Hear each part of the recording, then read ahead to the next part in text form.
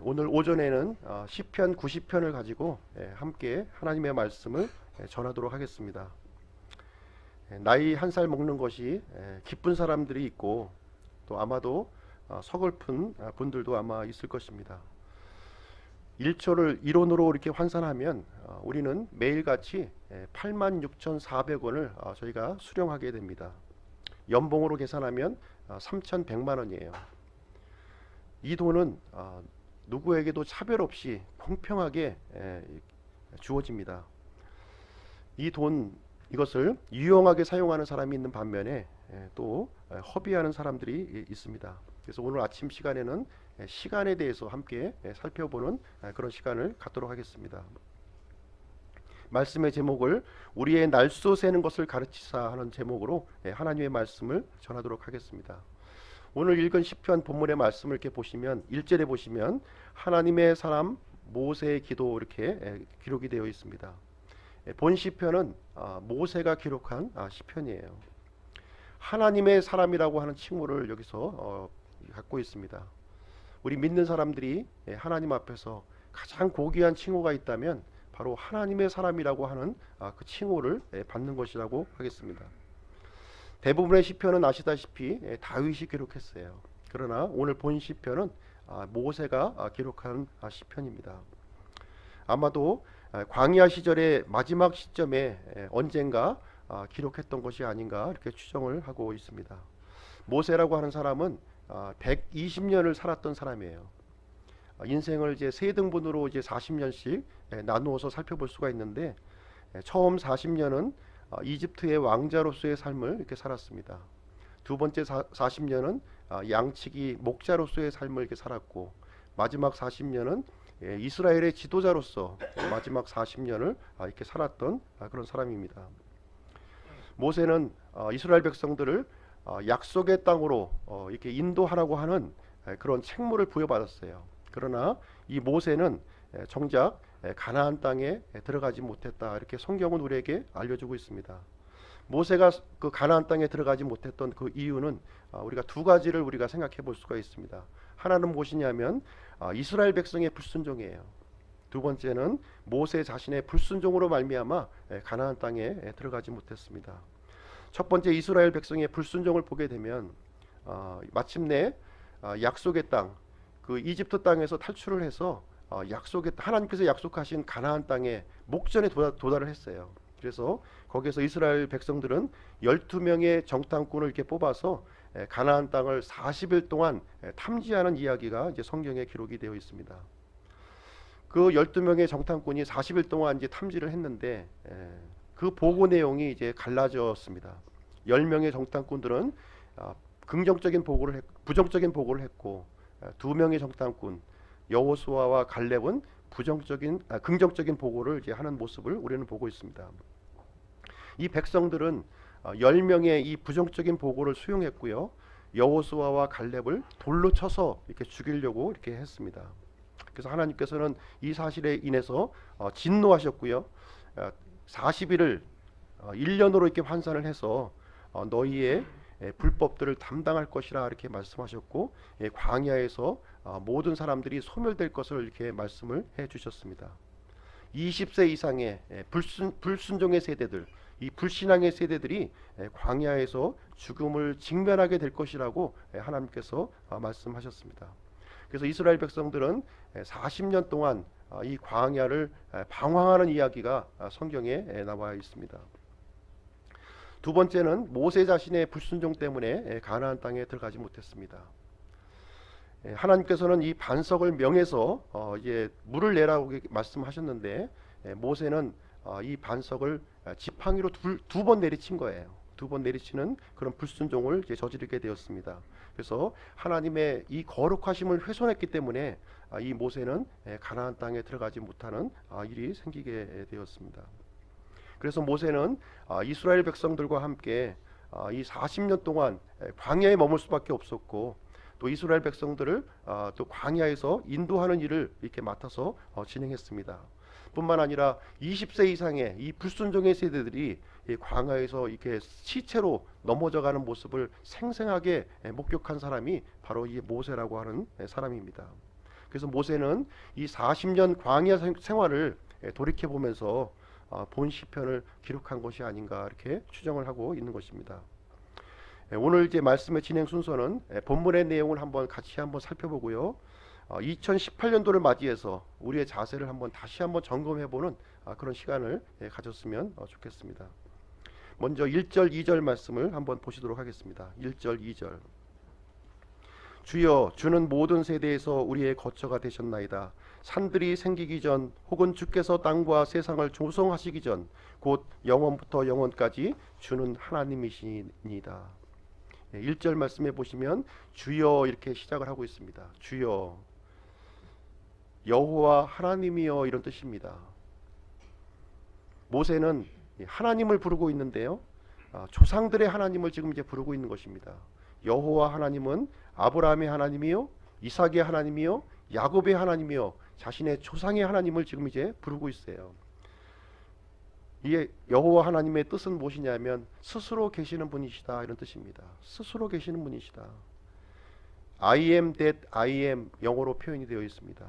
누구의 도움도 필요 없으신 분, 항상 존재하시는 분이십니다. 그 주님께 지금 이제 모세는 간청하고 있는 내용으로 지금 이 시편은 시작을 하고 있습니다. 모든 세대에 이 스스로 계시는 분, 항상 존재하시는 이분이 모든 세대의 거처가 되신다, 이렇게 얘기를 해주고 있습니다. 모든 세대라고 하는 것은 하나님을 신뢰하는 모든 믿는 자들을 말하고 있는 거예요. 모든 믿는 자들에게 이 하나님이 거처가 되신다, 이렇게 얘기를 해주고 있습니다. 이 거처라고 하는 것은 거주지, 피난처를 의미하고 있는 거예요. 벽돌집은 우리에게 안전하지 못합니다.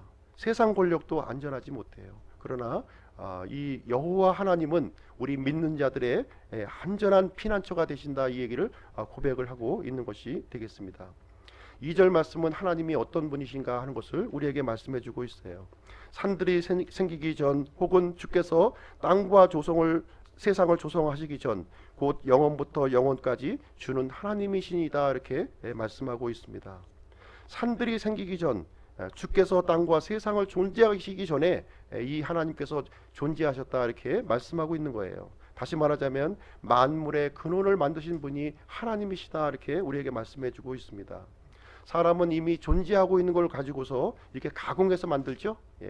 흙을 가지고 만들고, 또 쇠를 가지고 만들고, 나무를 가지고 이렇게 만드는 거예요. 이미 있는 것을 가지고 만듭니다. 그러나 하나님께서는 무에서 유를 창조하시는 분이시다, 이렇게 우리에게 말씀해 주고 있습니다. 하나님께서 이 산들과 또 땅과 세상을 친히 조성하신 분이라고 우리에게 말씀을 해주고 있는 것입니다.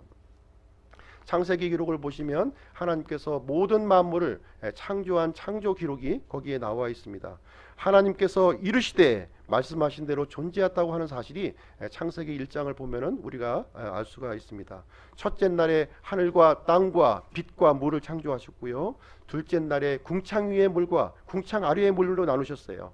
3일째에는 육지를 드러나게 하시고 씨 맺는 풀과 열매 맺는 나무를 이렇게 창조를 해주셨습니다. 네 번째 날에는 하늘 위에 해와 달과 헤아릴 수 없는 수많은 별들을 하나님께서 친히 창조하셨다, 이렇게 말씀하고 있습니다. 5일차에는 물속에서 이렇게 움직이고 있는 수많은 물고기를 만드셨고, 또 그리고 하늘을 날아다니는 날짐승들을 만드셨다고 말씀하고 있습니다. 그리고 6일차에는 육지동물을 창조하셨고요. 마지막에는 하나님의 형상대로 우리 사람을 창조하셨다고 이렇게 기록하고 있습니다. 모세는 이 하나님을 모든 만물을 창조하시고 근원이 되시는 분으로 지금 이제 고백을 하고 있습니다. 영원부터 영원까지 존재하시는 분이라는 거예요. 하나님은 시작과 마지막이 없으신 분이라는 것입니다. 모든 창조물에게는 시작이 있고 끝이 있어요. 그러나 이 창조주 하나님에게는 시작도 없고 끝이 없는 영원부터 영원까지 존재하시는 분이라고 우리에게 말씀해주고 있는 것입니다. 사람에게는 시간의 변수가 있어요. 언젠가는 다 죽습니다. 그러나 하나님께는 과거, 현재, 미래가 모두 현재로 있습니다. 그리고 사람은 장소와 거리의 제한을 받아요. 우리가 어디를 이동하려면 자동차를 타고 비행기를 타야 되는 거예요. 그러나 하나님께서는 거리의 제한을 받지 않으신다는 거예요. 모든 시간, 모든 장소에 존재하시는 분이 하나님이심을 우리에게 말씀해 주고 있습니다. 그래서 모세는 하나님은 영원하신 우리의 하나님이시고 이라는 사실을 우리에게 고백하고 있습니다.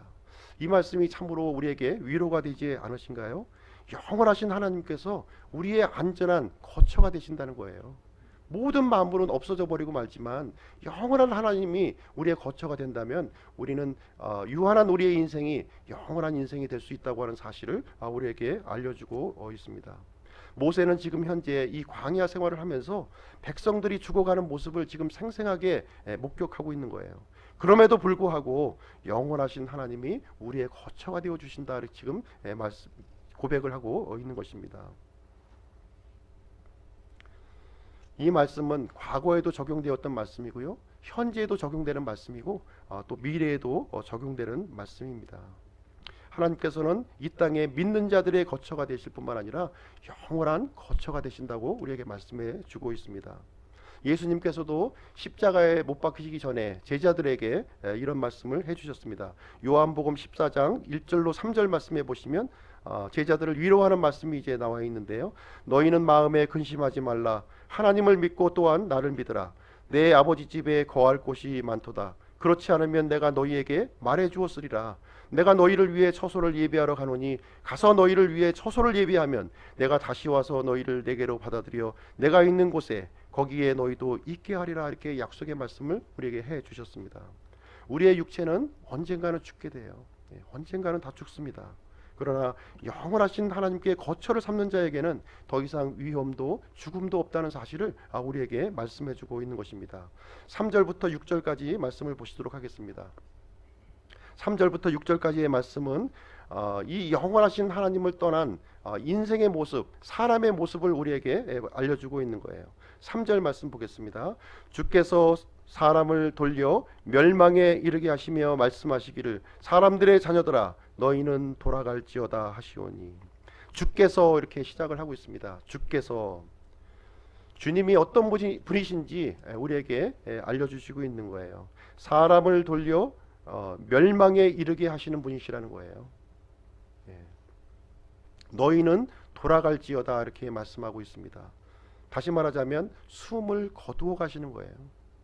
하나님께서 숨을 거두어 가시면 다 멸망할 수밖에 없는 그런 존재다 하는 사실을 우리에게 알려주고 있습니다. 하나님은요, 사람들에게 숨을 주시는 분일 뿐만 아니라 숨을 거두어 가실 수 있는 분이시다 하는 사실을 우리에게 말씀해 주고 있는 거예요. 생명과 존재를 주실 수 있는 하나님만이 하실 수 있는 말씀이 되겠습니다. 하나님은 사람들에게 생명을 주신 분이에요. 이 사실 믿고 있습니까? 창세기 기록에 보면 명확하게 나와 있어요.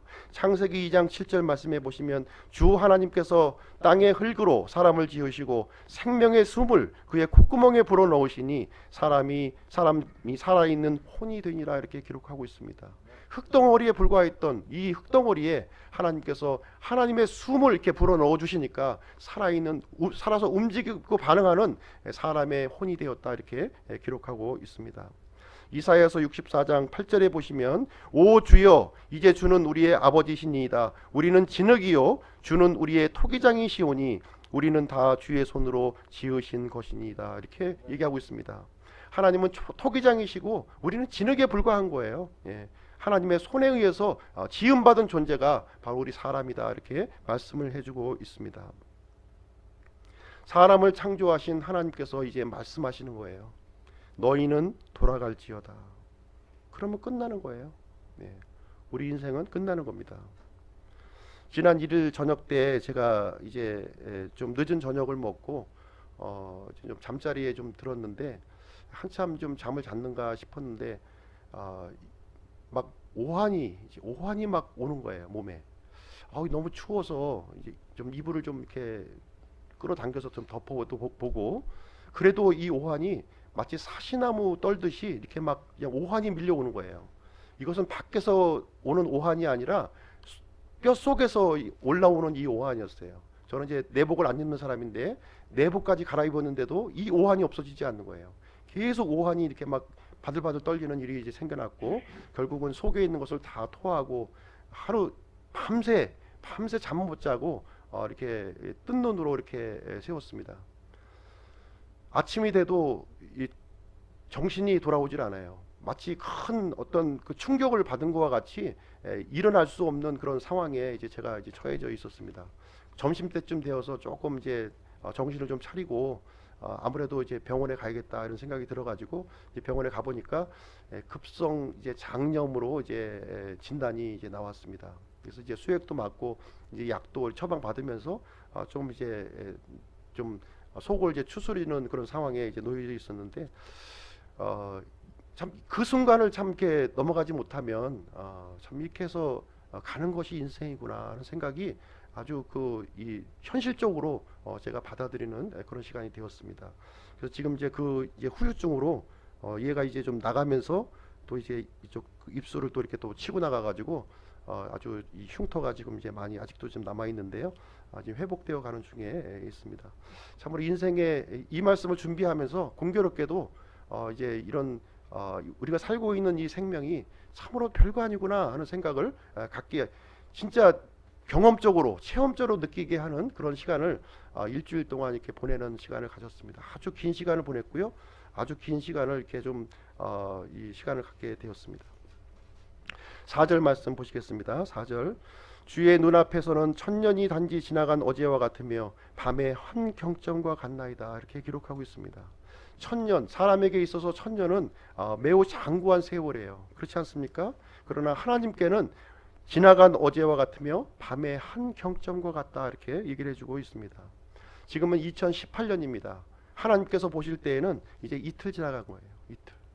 이틀 지나간 겁니다. 어떤 사람이 이제 기도를 하기를 하나님은 하루가 천년 같고 천년이 하루 같다는 그런 말씀을 어디서 들었는지 하나님께 기도하기를 하루만 더 살게 해주세요 하고 하나님 앞에 기도했다는 거예요. 그랬더니 하나님께서 응답하시기를 하루만 좀 기다려라 이제 이렇게 응답을 하셨다고 합니다. 영원하신 이 하나님 앞에서 이 사람의 인생이라고 하는 것은 점과 같은 인생이에요. 점보다도 못해요. 점도 없는 겁니다. 5절 6절 말씀 보시겠습니다. 5절 6절 주께서 그들을 홍수로 하듯 쓸어가심에 그들이 잠 같으며 아침에 자라는 풀 같으니이다. 푸른 아침에 꽃을 피우고 자라다가 저녁에는 베어 시드나니.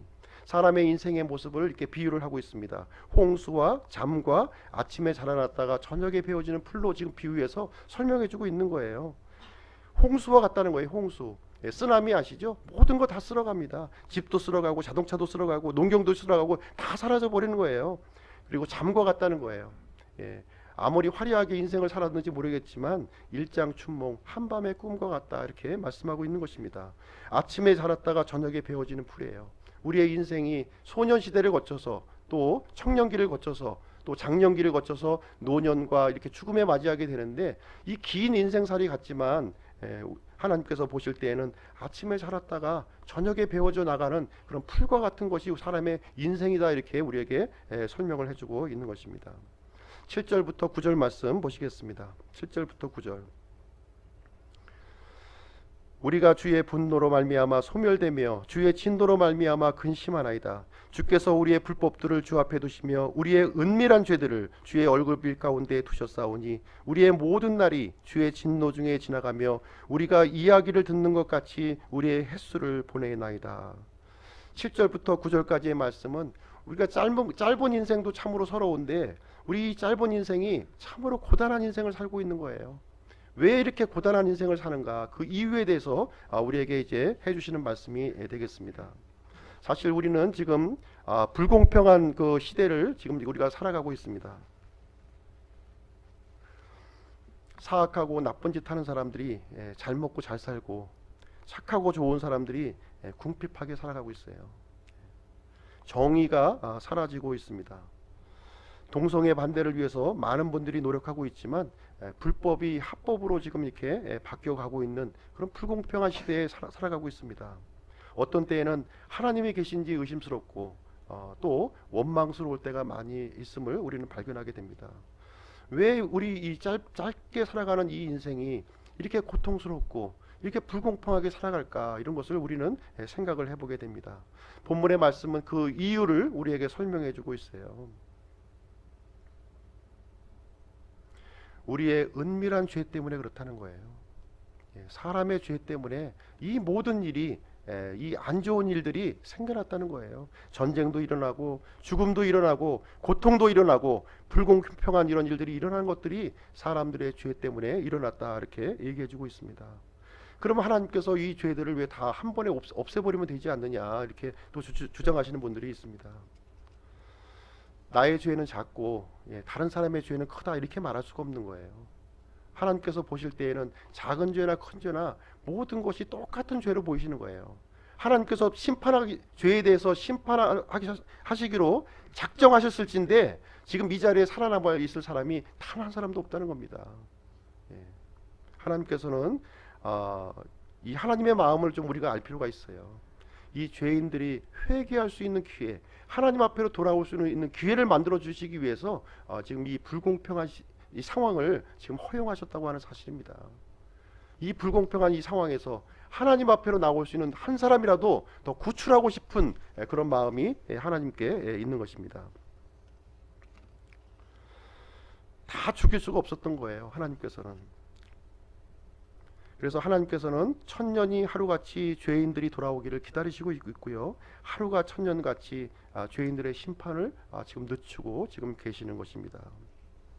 그래서 우리의 불법과 은밀한 죄들 때문에 주의 분노와 주의 진노가 이제 불타오르고 있고 우리의 인생이 이렇게 불공평하고 이렇게 허망한 인생을 살아가게 된다는 사실을 우리에게 말씀해 주고 있습니다. 에베소서 2장 1절부터 3절까지 말씀해 보면 사람은 범법과 죄들 가운데 죽은 상태로 태어났다고 얘기하고 있어요. 모든 사람들은 하나님으로부터 진노의 자녀라고 우리에게 선언을 하고 있습니다. 사람은 태어나면서부터 하나님의 진노의 대상인 거예요. 사랑받기 위해서 태어난 존재들이 아닙니다. 절대로 사랑받기 위해 태어난 존재 아니에요. 진노의 대상으로 우리가 태어난 겁니다. 그래서 사람의 인생과 사람의 진노는 이 불가분의 관계에 우리가 놓여져 있는 것입니다. 그래서 죄인들이 살 수 있는 유일한 길은 무엇이냐면 영원한 거처가 되신 하나님께로 돌아가는 길뿐이다 하는 사실을 우리에게 말씀해 주고 있습니다. 그래서 본문의 말씀을 통해서 하나님께로 돌아오도록 지금 이제 촉구하는 말씀이 되겠습니다. 10절 11절 말씀 보시겠습니다. 우리의 횟수의 날들이 70년이요 강건하면 80년이라도 그 횟수의 위력은 수고와 슬픔뿐이니 그 위력이 곧 끊어짐에 우리가 날아가 버리나이다. 누가 주의 분노의 능력을 아나이까? 주의 진노는 주의 두려우심과 꼭 같으니이다. 이렇게 기록하고 있습니다. 인생은 빨리 지나가요.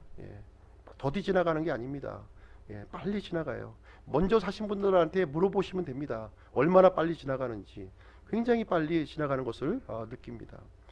하나님께는 우리 70, 80년의 인생이 하루살이에 불과합니다. 우리의 인생은 광과 같이 바람과 같이 화살과 같이 지금 흘러가고 있습니다. 우리의 인생은 주의 분노, 주의 진노, 주의 두려우심과 꼭 같다 지금 이렇게 고백을 하고 있습니다.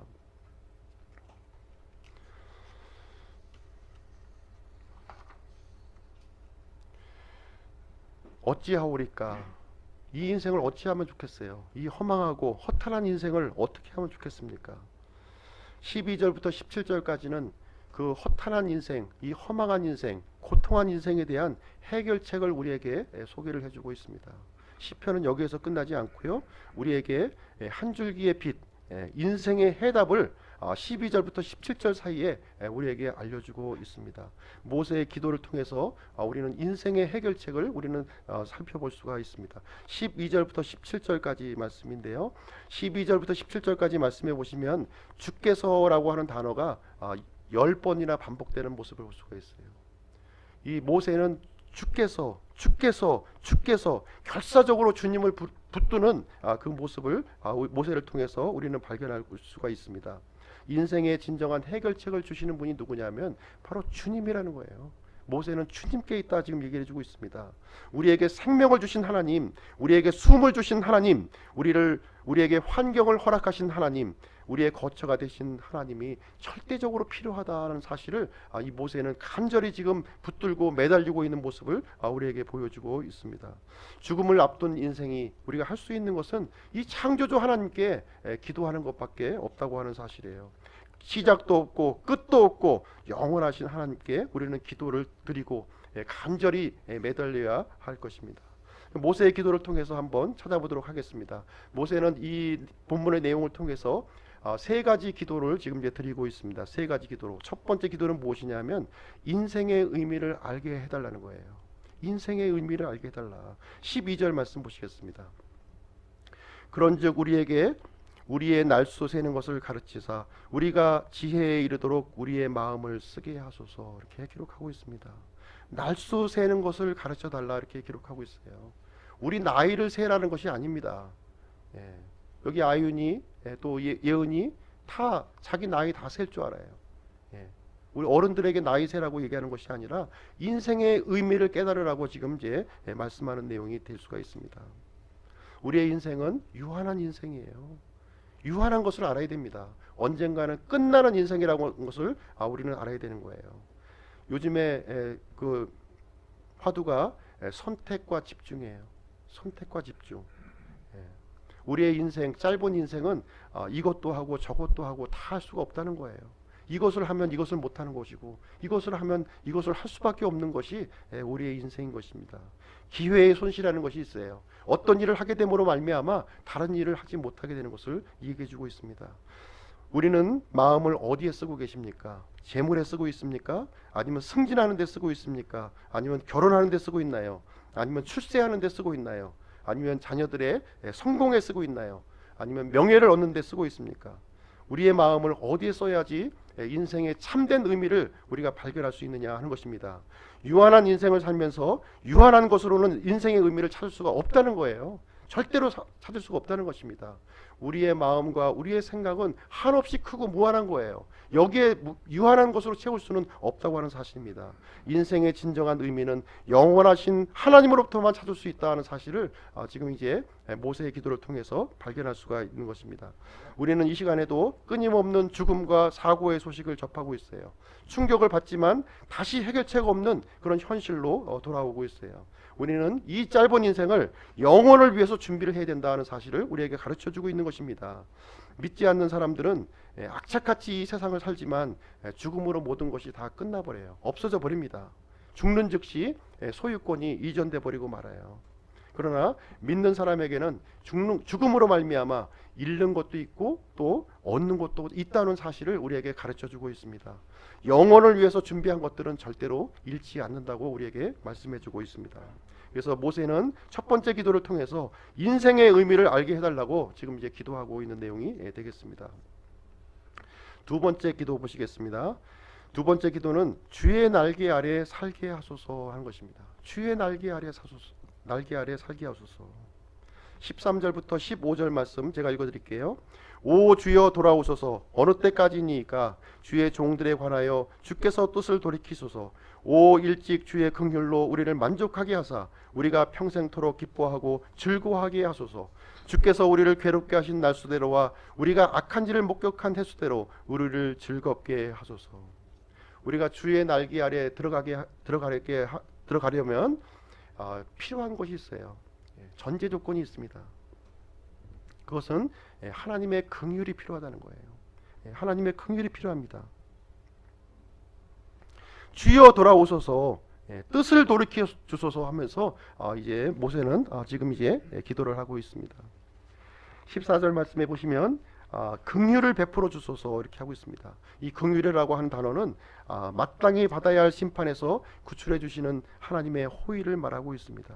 그래서 주의 긍휼로 만족하게 하소서 이렇게 기도를 하고 있습니다. 주의 날개 아래 우리가 들어가기 위해서는 은밀한 죄에 대한 용서가 필요하다는 거예요. 나의 은밀한 죄를 품고서 주님의 날개 아래 우리는 들어갈 수가 없습니다. 이 부분에 대한 해결책을 갖고서 주님의 날개 아래 들어가야 됩니다. 그래서 우리 죄에 대한 이 각자의 고백을 하고서 주의 날개 아래 거하는 저희들이 되어야 한다는 것입니다. 지금까지는 우리가 괴로운 날을 살아왔어요. 또 악한 날을 살아왔습니다. 이제 주의 날개 들어와서 나의 죄 문제를 해결받고 주의 날개 아래서 이제 하나님과 함께 이제 즐거움과 기쁨을 누리게 하는 삶을 살게 해달라고 지금 기록하고 있는 것입니다. 주님의 날개가 피난처요 안식처입니다. 인생은 내 힘으로 바둥바둥 거린다고 해서 행복이 찾아오는 것은 절대로 아니에요. 주님의 날개 아래 거할 때 진정한 행복이 우리에게 주어진다. 이렇게 모세는 인생의 마지막 부분에 와서 지금 이제 고백을 하고 있는 것입니다. 모세와 같이 인생의 마지막에 가서 고백하시면 안 돼요. 지혜로운 사람은 미리 이 사실을, 이 성경 기록을 통해서 이 사실을 깨달아야 한다고 하는 사실입니다. 찬송가 보시면 주 날개 밑이라고 하는 찬송가가 있어요. 주 날개 밑 내가 편안히 쉬네. 밤 깊고 비바람 불어쳐도 아버지께서 날 지키시리니 거기서 편안히 쉬리로다. 주님 안에 있는, 주님의 날개 아래 평안함이 있다, 이렇게 얘기하고 있어요. 이 세상에서는 그 어디에서도 우리가 평안함을 찾을 수가 없습니다. 주님 안에 있는 이 평안함, 안식 한번 경험해 보지 않겠습니까? 나를 위해 사는 인생, 나와 함께 망하는 거예요. 하나님과 함께하는 인생, 하나님과 함께 영원히 이어지는 것입니다. 이 사실 믿으시기 바랍니다. 제가 늦은 나이에 목회를 하는 이유도 바로 여기에 있어요. 제가 돈 벌려고 목회하겠습니까? 뭐 명예 얻으려고 목회하겠어요? 욕심이 없습니다. 저는 단지 지금까지 살았던 이 경험을 기초로 해서 이 하나님의 바른 하나님의 말씀을 알았기 때문에 이 바른 하나님의 말씀을 함께 나누고 주님의 몸된 교회를 세우려고 하는 그런 마음이 있는 것뿐입니다. 세상은 불공평하지만 나의 노력을 내려놓고 주님의 날개 아래 거하기를 간절히 원합니다. 모세는 지금 두 번째 기도를 통해서 주의 날개 아래 살게 해달라고 지금 이제 기도를 하나님께 드리고 있습니다. 모세의 세 번째 기도 한번 보시겠습니다. 하나님의 일이 목적대로 이루어지게 하소서, 이렇게 기도를 하고 있습니다. 16절 17절 말씀입니다. 16절 17절. 주의 일을 주의 종들에게 나타내시며 주의 영광을 그들의 자손들에게 나타내소서. 주 우리 하나님의 아름다움이 우리 위에 임하게 하시오며 우리 손이 행한 일을 주께서 우리 위에 굳게 세우소서. 참으로 우리 손이 행한 일을 그 일을 주께서 굳게 세우소서. 여기 보시면 주의 일이 나오고 있어요. 주의 일. 주의 일은 바로 하나님의 일을 말하고 있는 것입니다. 영원히 남는 일을 말하고 있는 거예요. 영원히 남는 일.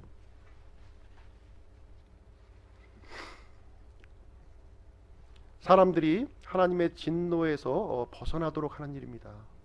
그리고 구원받은 사람들이 이 사악한 세상에서 믿음의 자녀로 이렇게 살아가는 일이에요. 그리고 불의한 이 세상에서 하나님의 영광을 선포하고 살아가는 이것이 하나님의 일이라고 우리에게 말씀해주고 있는 것입니다. 우리 다 같이 신약 성경 한번 찾아보시도록 하겠습니다. 디모데전서 2장 4절 말씀입니다. 디모데전서 2장 4절.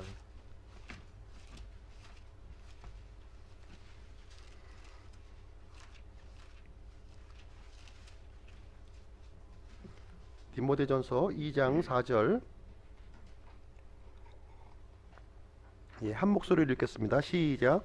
그분은 모든 사람이 구원을 받고 진리를 아는 데 이르기를 원하시느니라. 모든 사람이 구원받고 그 다음에 진리에 아는 데 이르기를 원하신다, 이렇게 하셨어요. 구원받는 거로 끝나시면 안 되는 거죠. 진리를 아는 데까지 우리가 나가셔야 되는 거예요. 한 구절 더 보겠습니다. 로마서 8장 한번 보겠습니다. 저 앞으로 넘기셨어요. 로마서 8장 28절 29절. 같이 읽겠습니다. 시작. 우리가 알거니와 하나님을 사랑하는 자들 곧 그분의 목적에 따라 부르심을 받은 자들에게는 모든 것이 합력하여 선을 이루느니라. 그분께서는 자신이 미리 하신 자들을 또한 예정하사 자신의 아들의 형상과 같은 모습이 되게 하셨나니 이것은 그분이 많은 형제들 가운데서 처음 난 자가 되게 하려 하심이니라. 이 땅의 삶을 살면서 아들의 현상, 예수 그리스도의 형상으로 닮아가는 것이 바로 하나님의 일입니다. 구원받았음에도 불구하고 여전히 주님의 모습을 닮아가지 못하고 있는 많은 사람들을 우리가 보게 되는 것입니다. 주님 앞에 설 때까지 주님의 이 장성한 분량에 도달한 모습으로 하나님 앞에 서야 할 것입니다. 하나님의 일은 반드시 성취됩니다. 누군가에 의해서 반드시 성취가 돼요. 누군가가 되어야 할까요? 누가 되어야 될까요? 이사야 대언자처럼 내가 여기 있나이다, 이런 응답이 각자에게 있기를 바랍니다. 내가 여기 있나이다 응답하는 우리 기쁨 침례교회 성도님들이 되시기를 간절히 바랍니다. 그럼 이어서 우리 2018년도 좀 시간이 지나긴 했지만 새해의 결단을 한번 좀 제가 말씀드리도록 하겠습니다. 지금 우리는 하나님을 제대로 믿어야겠다 이런 마음을 가지고 기쁨 침례교회에 모였어요. 믿음 생활 편하게 하기 위해서 여기 오신 거 아니죠? 하나님 제대로 한번 믿어봐야 되겠다 이런 마음을 가지고 우리가 기쁨 침례교회에 모인 것입니다. 하나님이 기뻐하는 교회, 자원하는 교회, 신약교회가 우리가 이제 모이는 취지가 되겠습니다. 첫 번째로는 모이기를 힘쓰자는 겁니다. 모이기를 힘쓰자. 저희는 주일 오전, 주일 오후, 수요일 저녁에 모이고 있어요. 3번 모입니다. 일주일에 3번. 부담이 되십니까? 일주일에 3번 모이는 것이 부담이 되시나요? 일주일에 한 번 모이는 것으로는 좀 불가능합니다. 믿음 생활하기가 어려워요. 장작개비는 이렇게 겹쳐져 있을 때 불씨가 일어나는 거예요. 혼자 있으면 절대로 이 불씨가 일어나지 않습니다. 그냥 죽어버려요. 사그러 버립니다. 침례 요한과 같이 타오르는 등불이라면 모르겠지만 장작개비라고 생각하신다면 붙어 있어야 이 불이 이제 활활 올라오는 것입니다. 현재 우리의 믿음이 다음 세대에 그대로 반영이 되는 거예요. 나는 믿지 않고 나는 모이지 아니하면서 다음 세대는 잘 모일 것이다? 불가능한 일이에요. 내가 모이지 않으면서 다음 세대가 어떻게 모이겠어요? 불가능한 일입니다. 히브리서 10장 24절 25절 서로를 살펴보아 사랑과 선한 행위에 이르도록 격려하며 어떤 사람들의 습관과 같이 우리의 함께 모이는 일을 패하지 말고 서로 권면하되 그날이 다가옴을 너희가 볼수록 더욱 그리하자. 이 말씀 다 암송하시죠? 암송하는 게 중요한 게 아닙니다. 이 말씀은 실행하는 게 중요한 거예요. 실행할 때 하나님의 그 능력이 효력을 발휘하는 겁니다. 머릿속에만 가둬 있으면 절대로 하나님의 능력이 나타나지 않는 거예요. 말씀을 실행했을 때 능력이 있는 것입니다. 두 번째는 영혼 구령입니다. 영혼 구령. 우리 금년에는 한 사람 앞에 한 명씩은 그리스도 앞으로 우리가 영혼을 인도했으면 좋겠어요. 한번 목표를 하나 가지시고 한 사람은 좀 데리고 나와야겠다. 꼭 우리 교회에 나오라는 게 아니에요. 최소한도 한 명만큼은 예수님 앞으로 좀 인도해야 되겠다 하는 생각을 가지시고 한번 이렇게 결심을 해줬으면 좋겠습니다. 지금까지 우리는 저절로 모였어요. 그냥 누가 모이자 하지 않아도 그냥 이렇게 저절로 이렇게 모였습니다. 그러다 보니까 어느 순간인가 전도에 대한 열정이 지금 이제 사라져 버려 있는 상태입니다. 구원받은 사람들은 구원자 예수님을 소개할 책임이 있는 거예요. 전하지 않으면 그 책임을 해태하고 있는 것입니다. 나 혼자 받고 나 혼자 구원받고 천국 간다고 하는 것은 이기적인 생각이에요. 그렇지 않습니까? 예수님께서 나를 위해서만 오셨나요? 모든 사람들을 위해서 오셨잖아요. 그러면 내가 먼저 구원받은 내가 다른 사람들을 이렇게 그리스도 앞으로 인도하려고 하는 이런 마음을, 이 간절함을 우리가 가져야 된다 이렇게 생각을 하는 것입니다.